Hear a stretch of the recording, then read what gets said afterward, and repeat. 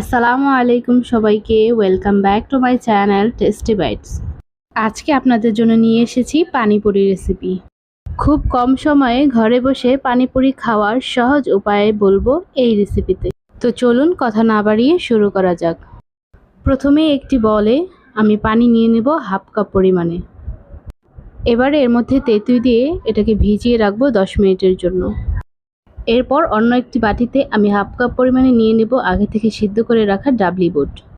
এর মধ্যে এক একে দিয়ে দেবো 3টে সিদ্ধ করে রাখা আলু, 3 টেবিল চামচ কাঁচামরিচ কুচি, হাফ কাপ পরিমাণে পেঁয়াজ কুচি, 2 টেবিল চামচ ধনিয়া পাতা কুচি,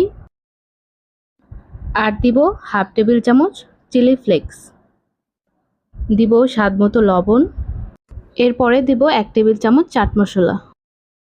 মাখানোর আগেই এর মধ্যে দিয়ে দেব 2 টেবিল চামচ তেঁতুলের টক।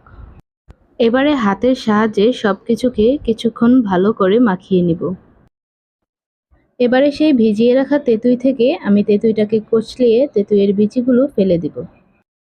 এরপর এর মধ্যে দিয়ে দিব 2 টেবিল চামচ কাঁচামরিচ কুচি, 2 টেবিল চামচ ধনিয়া পাতা কুচি, দিয়ে দেব 1 টেবিল চামচ চিলি ফ্লেক্স, আরও দিব 1 টেবিল চামচ চাট মশলা, দিব হাফ টেবিল চামচ খাবারের লবণ, আর দিব হাফ টেবিল চামচ বিট লবণ। সবশেষে দিয়ে দিব 1 টেবিল চামচ চিনি। এবারে সব কিছুকে চামচের সাহায্যে কিছুক্ষণ মিশিয়ে নিব। এবারে একটি প্যানে আমি তেল দিয়ে তেলটা গরম হয়ে আসলে এর মধ্যে দিয়ে দেব প্যাকেটের পানিপুরি। এই প্যাকেটের পানিপুরিটা আপনারা যে কোনো গ্রোসারি শপেই পেয়ে যাবেন। তেলের মধ্যে দেওয়ার কিছুক্ষণ পরেই পানিপুরিটা ফুলে ফুলে ভেসে উঠবে। এবার এগুলোকে আমি উল্টে পাল্টে হালকা বাদামি রং হয়ে আসা আগ পর্যন্ত ভেজে নিব।